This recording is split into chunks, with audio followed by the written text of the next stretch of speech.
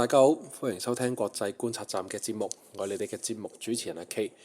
今日咧嘅節目咧就同大家探討一下啦，即係或者都叫做比較有可能有部分聽眾都會睇過噶啦，就係探討一下究竟成個日本嘅 BL 發展入面嘅譜系究竟係點樣呢？咁亦都同大家探討一下啦，就係喂原來由92年開始嘅一啲檔案、一啲嘅文嘅資料咁樣，亦都係一齊拆解一下由70年代開始。點樣一啲嘅漫畫家點樣用歐洲嘅美少年逃離戰後日本嘅性別壓迫呢？咁樣，亦都去發展到去1980年當中嘅一啲叫做漫畫啦咁樣嘅狂歡啦，甚至乎去到92年嘅男同志入面，究竟佢哋嘅漫畫會係點呢？咁樣都希望去睇翻究竟喺婦女嘅角度同埋現實入面，咁究竟成個同性群體佢哋嘅情況會係點呢？咁樣都同大家順便探討一下啦，就係當女性嘅慾望遇上呢個酷兒倫理嘅時候，當傳統 BL 演化成關注一個同志出軌啦，同埋女性主義嘅進化型 BL 嘅時候，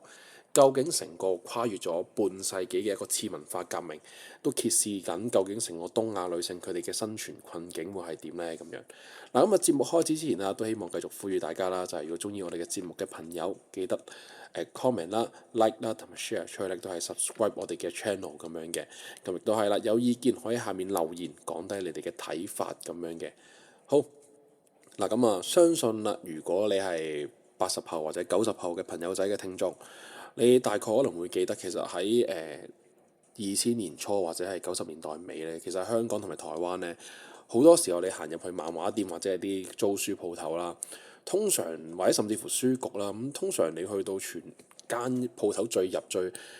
角落頭位啦，甚至乎真係稍為亦都有機會可能用一塊布遮住嘅角落頭咧，你會發現一排排封面印住啊，可能係兩個靚仔嘅擁抱啊，或者係書脊印住一啲特別顏色嘅漫畫或者小説嘅。咁當時嘅同好啦，甚至乎會用啲叫做黑色書皮嚟到做暗號嘅，佢哋偷偷地會租翻屋企啦，或者甚至乎鎖埋房門去慢慢地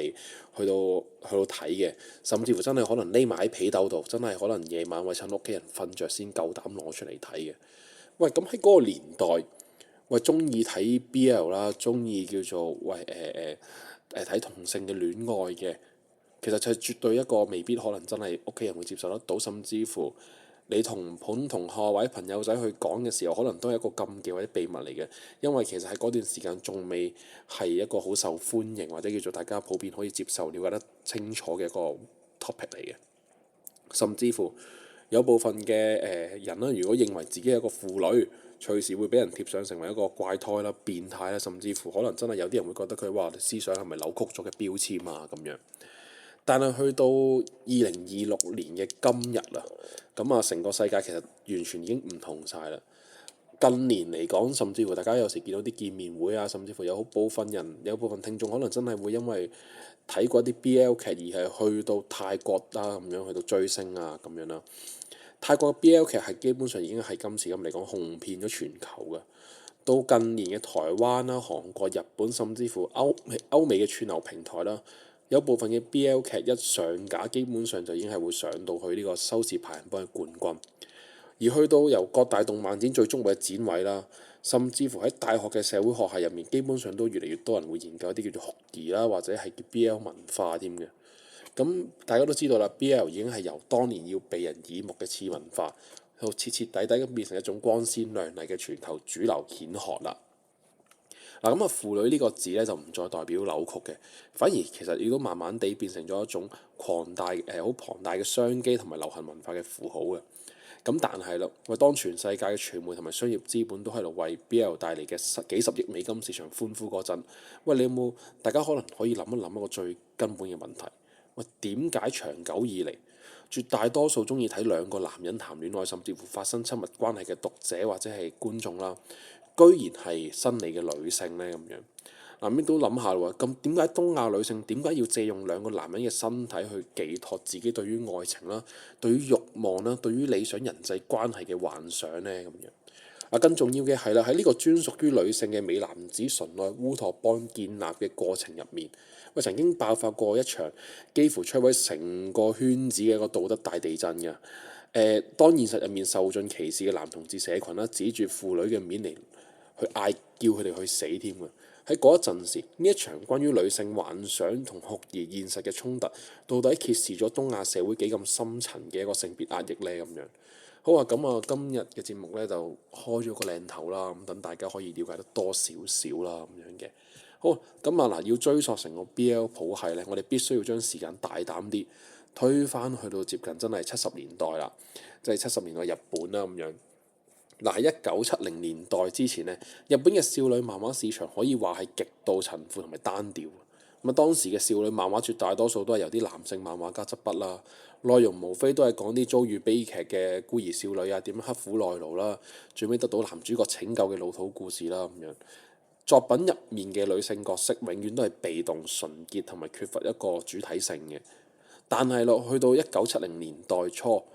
日本漫畫界出現咗一班改變歷史嘅女性，咁佢哋俾後世稱之為叫做昭和24年組啊。咁因為呢一班女性漫畫家大多數都係昭和24年，即係1949年前後出生㗎啦。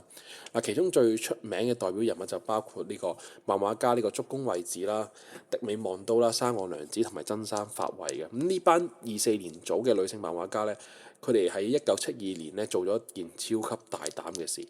佢哋結伴去咗歐洲旅行，深入考察咗法國、德國嘅歷史同文化。翻到日本之後，佢哋發起咗一場少女漫畫嘅革命啊！嗱，同一時期啦，呢個池田理代子創作出呢個凡爾賽玫瑰，塑造咗男裝麗人奧斯卡。而竹宮惠子同荻尾望都呢，就將舞台搬到咗18、19世紀嘅歐洲寄宿學校，喺嗰啲封閉、古典、充滿異國情調嘅男校入面，佢哋創造咗一種全新嘅漫畫類型，叫做少年愛。代表作就例如有呢個竹宮惠子嘅《風雨木之詩》啦，同埋荻尾望都嘅《心臟 A》啦，《殘酷之神在支配》啦。咁喺呢啲作品入面咧，主角全部都係啲好精明、好精緻啊、好靚啊、好中性嘅一啲異國美少年。故事大膽咁樣描述佢哋喺寄宿校入面打破宗教、道德同埋性別禁忌嘅同性之戀嘅。日本嘅社會學家石田美紀都喺研究入面指出一個非常有意義嘅歷史背景喎。喂，點解1970年代日本女性係咁沉迷歐洲美少年呢？咁樣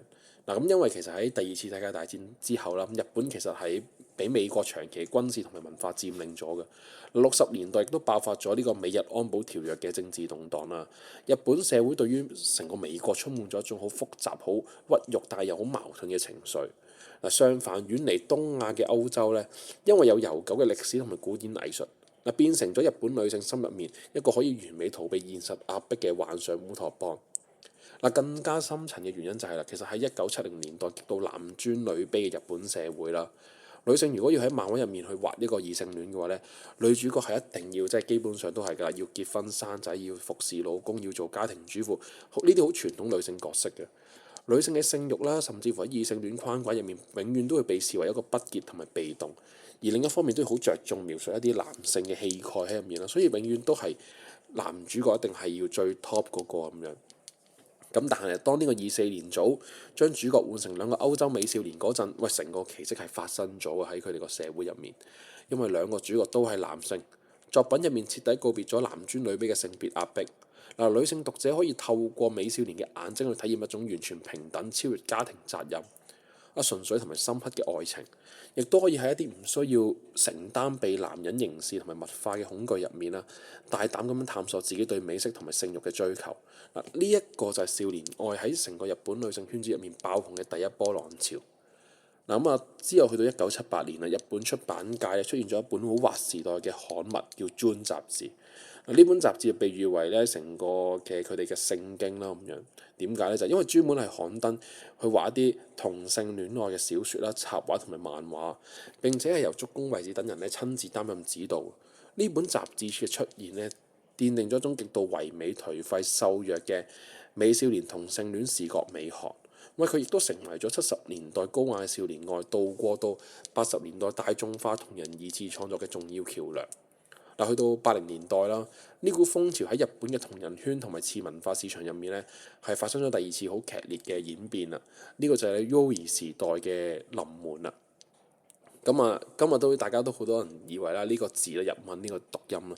，Yuri 咧其實就係 BL 嘅同義詞啦。咁但係其實喺80年代咧，佢係指一種非常特定嘅二次創作嘅現象啊。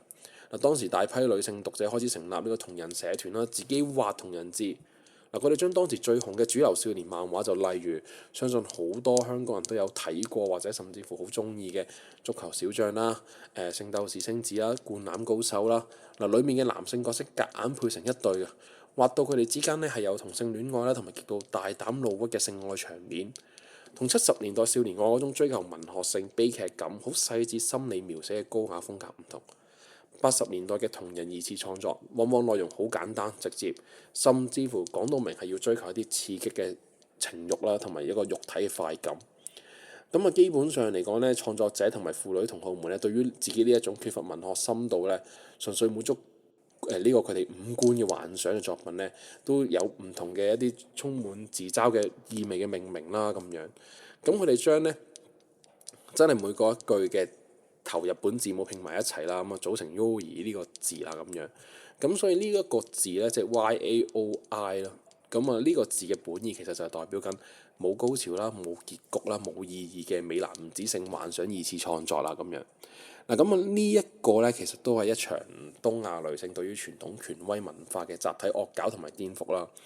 主流少年漫畫永遠都係講緊呢個男主角點樣打贏敵人啊，打贏一啲即係好英雄啦，去拯救世界啦，點樣展現佢哋呢個好男子氣概啦、大男人主義啦咁樣。但係婦女們呢，就透過 Yoi 呢一個情況呢，去將呢啲象徵陽光霸權嘅男主角呢去解構，令到佢哋喺同人誌入面可以拍拖啦，展現脆弱啦，甚至乎可以畫到佢哋會喺床上面去到呻吟啊呢啲情況。而女性讀者透過呢一種嘅創作呢，係慢慢咁樣攞翻對於流行文化嘅解釋權同埋支配權嘅。嗱咁啊，但係當呢一班婦女們喺自己嘅同人世界入面享受住一啲冇意義嘅性幻想同埋純愛烏托邦嗰陣，佢哋都忽略咗一個好殘酷嘅現實啦。佢哋喺紙上面畫緊我哋娛樂嘅男同性戀，其實喺現實世界入面係一班真正承受住龐大社會歧視、法律不公平啦同埋家庭排斥嘅活生生嘅人。嗱，終於喺1992年呢一座由女性建立嘅烏托邦啦，引爆咗成個日本酷兒運動史上面最震撼、影響最深遠嘅一場大論戰啦。咁啊，歷史上面甚至乎日本大家都有睇，都可能有聽過啦，就叫 Yoi 論真。92年嘅時候，日本男同志雜誌上面咧刊登咗一篇由男同志社會運動家佐藤雅樹執筆嘅文章。喂，呢篇文章係嘅標題好火爆啊，直接叫做 Yoi 去死啦咁樣。咁啊，佐藤雅樹喺文章入面，佢哋用極度憤怒啦、極度犀利嘅字眼啦，向全日本嘅婦女同埋 Yoi 創作者發出咗最沉重嘅一啲控訴啊！佢就講啦，就話喂，現實入面嘅男同志其實每日喺學校、職場都要隱藏身份，承受住可能隨時要俾屋企人趕出門口啦，俾社會當佢哋一個變態嘅痛苦。咁但係呢一班嘅異性戀嘅婦女，佢就將男同志真實嘅苦難同埋性愛變成咗佢哋即係娛樂，滿足佢哋自己嘅幻想嘅啲免費素材。咁啊，佐藤雅樹除咗咁樣哭訴之外啦，亦都提出咗3項極之致命嘅批判嘅。第一樣就係過度美化同埋偏見加劇。嗱，咁啊，Yoi 作品入面嘅男主角咧，全部都係金童玉女嚟嘅，身家好有錢啦，都全部都係啲即係唔使做嘅王子咁樣啦。呢一種過度美化，反而令到婦女對於現實入面普通啦、真實嘅男同志產生更加深嘅偏見啦，同埋討厭嘅。好多婦女咧，淨係會中意漫畫入面嘅靚仔嘅同性戀啦，但係佢哋就討厭現實入面好真正嘅同性戀。另外一樣啦，喂，就係我唔係基嘅，只係咁啱中意你嘅恐同迷思。因為當時其實喺 Yoi 嘅作品入面極之流行一種設定，就係喂，男主角係會講啦，就係我唔係同性戀，我唔係基嘅，只係咁啱我中意咗你啫咁樣。咁啊，佐藤就指出啦，喂，呢個本質上面其實反映咗婦女讀者入面內心深處好恐同嘅一種心理，企同一啲特例去逃避對同性戀嘅身份認同。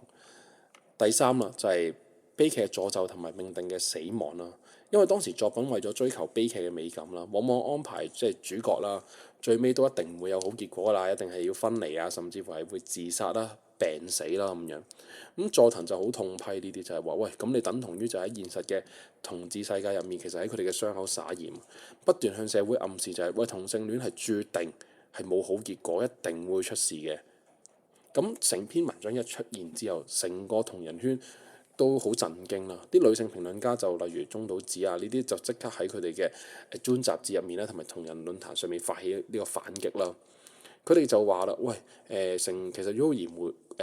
即係叫做描述緊嘅全部都係根本就唔係現實入面嘅男同志，只不過係女性內心幻想嘅世界，係一個超越現實嘅一個純粹符號嚟嘅啫。呢一班婦女都強調就係正正就係呢一種超越現實性別同性傾向嘅設定，先至可以體現到至高無上好純粹嘅愛情。但係啦，一啲男同志嘅團體咧，亦都加入戰局啦，反駁佢哋就話：喂，就算你話係幻想，幻想都冇可能係完全同現實割離。你哋喺商業上面賺錢，喺情感上面得到滿足，但係就喺現實入面，對於同志權爭取權益嘅血女咧，就一直都忽略啦，亦都冇去話真係幫呢班嘅人去出聲啦咁樣，完全係一種典型嘅文化採集同埋特權消費。嗱，咁1992年嘅呢場嘅討論啦，好激烈嘅討論啦，雖則過程係極之痛苦同埋殘酷，但佢都成為咗日本 BL 文化完成自我救贖同埋進化嘅一個好重要嘅轉捩點嚟嘅。嗱，面對男同志嘅社群嘅深刻嘅批判啦，新一代嘅 BL 創作者同埋婦女讀者開始真係反省咗，亦都真係會諗清楚，就係佢哋意識到啦，如果 BL 只係建立喺對於現實少數族群入面嘅消費同埋偏見上面，咁呢個烏托邦永遠都係虛偽同埋脆弱嘅，即係其實永遠都係一個幻想嚟嘅啫。咁於是咧，喺90年代尾開始，咁啊 BL 進行咗一種好長一場啦歷史性嘅質變，演變成我哋今日睇到嘅進化型 BL。咁乜嘢叫進化型 BL 呢？咁樣第一樣就係佢哋會告別恐同迷思，擁抱現實嘅酷兒話題。嗱，成個現代 BL 嘅作品唔再用話我唔係基去做一啲遮羞布啦。越嚟越多作品開始好細膩、真實咁樣描寫男同志喺現實社會入面面對嘅困境，即係例如點樣去出軌，究竟當時出軌佢哋嘅內心掙扎會係點啦？家庭傳統嘅壓力嘅矛盾啦，喺職場俾人歧視嘅恐懼啦，以及同性伴侶喺法律同埋醫療上面一啲嘅缺乏咗一啲保障同埋現實啦。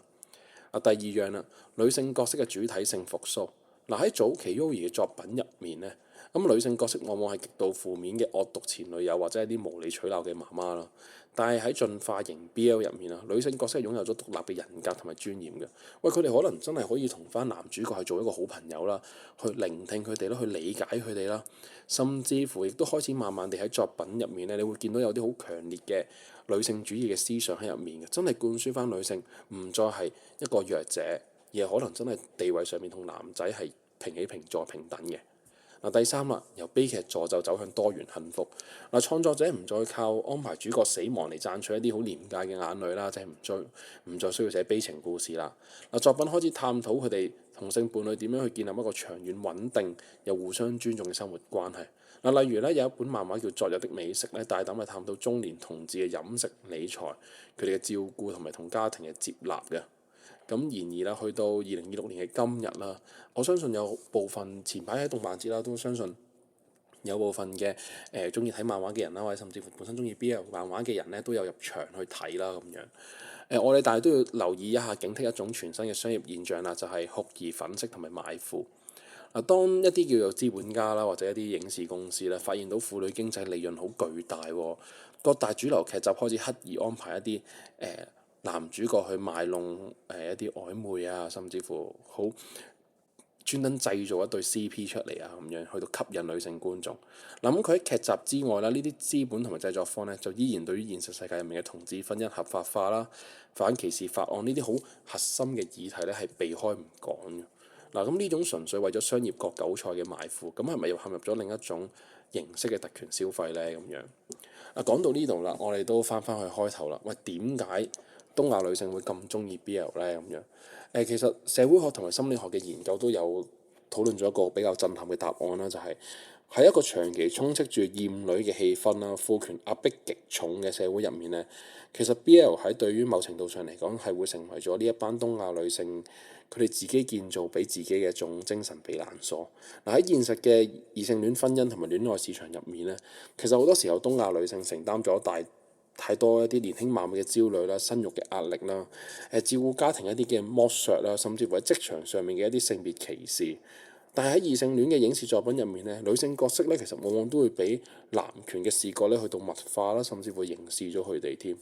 但係啦，去翻 BL 嘅純愛烏托邦入面，因為兩個主角都係男仔，女性讀者終於可以放低佢哋作為一個女性嘅沉重枷鎖。喺入面佢哋冇生育壓力，唔會有男尊女卑，冇一啲傳統家庭對於佢哋嘅規範，冇父權去限制佢哋。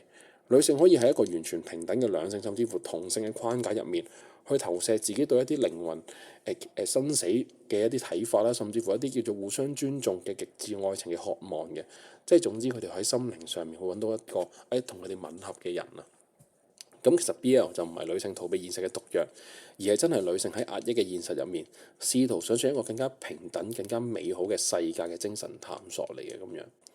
嗱咁啊，今日咧我哋都同大家傾咗啦，就係由真係70年代開始，慢慢點樣見到日本嘅漫畫轉變，去到今時今日成為咗走入主流嘅一個進化型 BL 啦咁樣。其實唔單純地係日本嘅啦，近年已經真係見到，哪怕可能韓劇又會有啦，泰劇更加係啦，亦都出現到，甚至乎真係好紅添嚟到香港咁樣。即係泰國可能真係揾兩個靚仔，然後去拍劇咁樣。咁所以大家見到就係已經唔再單純地係一個次文化嘅演進史，更加係其實反映咗喺呢半個世紀入面啦，成個東亞女性佢哋嘅慾望覺醒啦，同埋點樣去由即係呢個酷兒群體啦，由衝突啦走向俾人理解嘅一個壯麗史詩嚟添咁樣。